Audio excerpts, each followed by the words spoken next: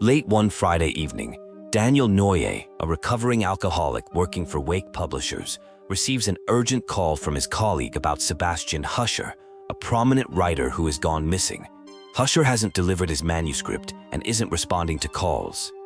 Daniel is asked to check on Hushar's house located at Abbott Thomas Road. Upon entering Hushar's house, bizarre events begin occurring.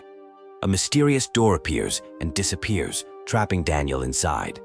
The environment becomes increasingly hostile with strange voices, horrific sounds, and an eerie music box melody that seems to permeate everything. Days pass in this nightmarish space, with Daniel slipping in and out of consciousness. Sophie, concerned about Daniel's disappearance, contacts his office. Learning he was sent to Hushar's house, she decides to investigate both locations.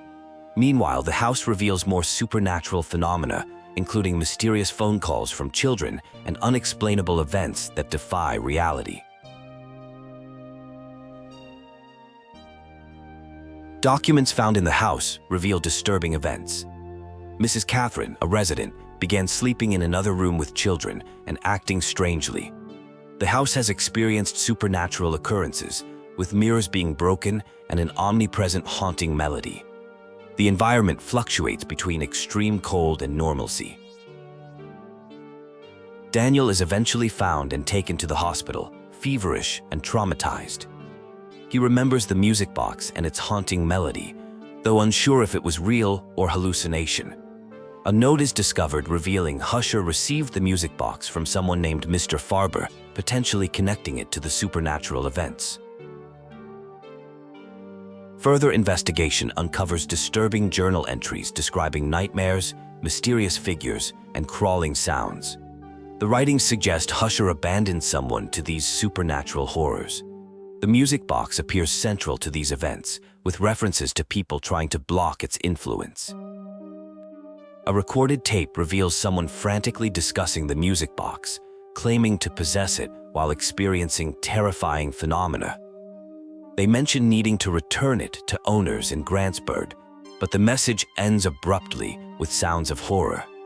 The investigation continues toward Mr. Farber's office, seeking answers about the mysterious music box and its connection to these supernatural events. A disturbing discovery was made involving a bloody music box near someone who had died by hanging. The music box appeared to have played during the person's final moments. Investigation revealed the box came from the Grant Amsberg auction, providing a potential lead to follow up on. The team decided to return the music box to its rightful owner, hoping this might resolve the strange occurrences. They traced it to an isolated century-old Holiday Manor. The box had an engraving inside the cover reading "For my little Ladney." Upon arriving at the manor, they encountered Miss L. Grant Amsberg, who took back the music box rather frantically. Following these events, temporary lodging arrangements were made to avoid staying in an empty house given recent unsettling experiences.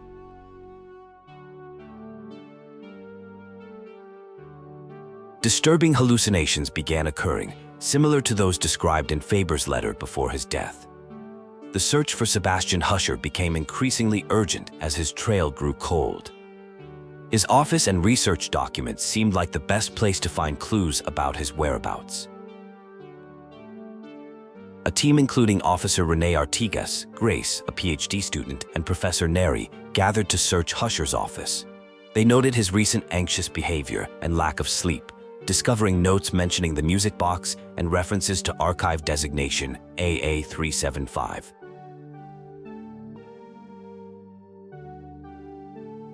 Research uncovered information about Argos L. Grant, who had traveled worldwide seeking rare oddities. His biography ended abruptly after his final journey, mentioning only that he returned with a music box for his daughters, Elaine and Ariadne.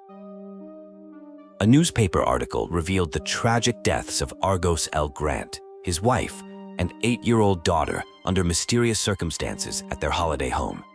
Only the younger daughter, Ariadne, survived the incident, which was officially attributed to a violent robbery.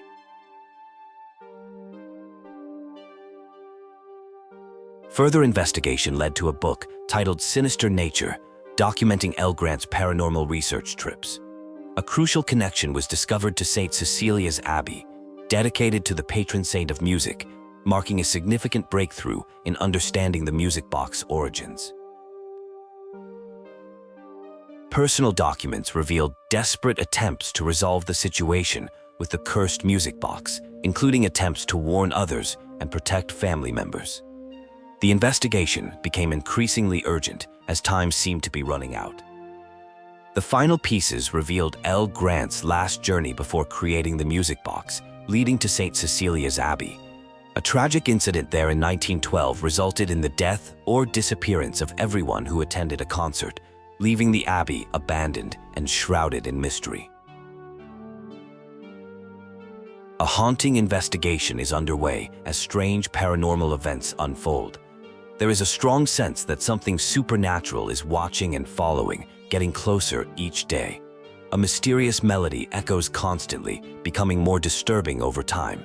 The environment seems to be merging with another dark dimension, with shadows lurking everywhere.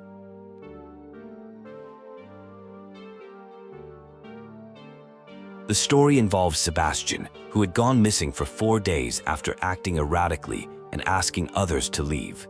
His unusual behavior of becoming absorbed in his work and forgetting about others was not uncommon.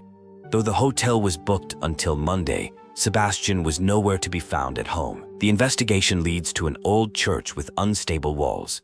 Inside, it is unusually cold with blocked doors and strange occurrences. Multiple dangerous individuals appear to be present. A significant discovery is made inside a statue, along with the horrific finding of a body. A nightmare scenario unfolds as Mr. Hushar is found dead in a mysterious room. The environment seems to shift between realities, leading to intense confusion and fear. The discovery of a diary provides another clue in this complex mystery. After searching for Ernest without success, it becomes clear that Hushar died trapped in a terrible place. The investigation reveals connections to a cursed box and an infernal melody that seems to drive people to take their own lives. The possibility of burning the box is considered, but concerns about Ariadne, who is still alive, prevent immediate action. The mystery deepens with connections to a cursed concert at an abbey. A diary reveals disturbing events involving the Grant Armsburg family, where reality and hallucinations became indistinguishable. Dark supernatural events led to tragedy, with mentions of monsters and a black figure. A crucial lead emerges connecting to the Jeremy Hartwood Mental Hospital and Dr. Baroness Prescard from 1920. The hospital, abandoned after World War I, might contain valuable research about this supernatural phenomenon. Time seems to be running out as reality continues to blur. Dr. Prescard's notes reveal sessions with Ariadne and the discovery of important items in storage, a diary and music box. The diary belonged to R.S.L. Grant, who investigated paranormal phenomena and a cursed concert at St. Cecilia Abbey. Grant acquired the sheet music and arranged for another performance on a steamer. A wealthy tycoon is dismissing claims about a cursed song, viewing critics as ignorant fools. He arrogantly planned to record the melody for his family, not knowing that a tragic steamboat accident would soon claim many lives.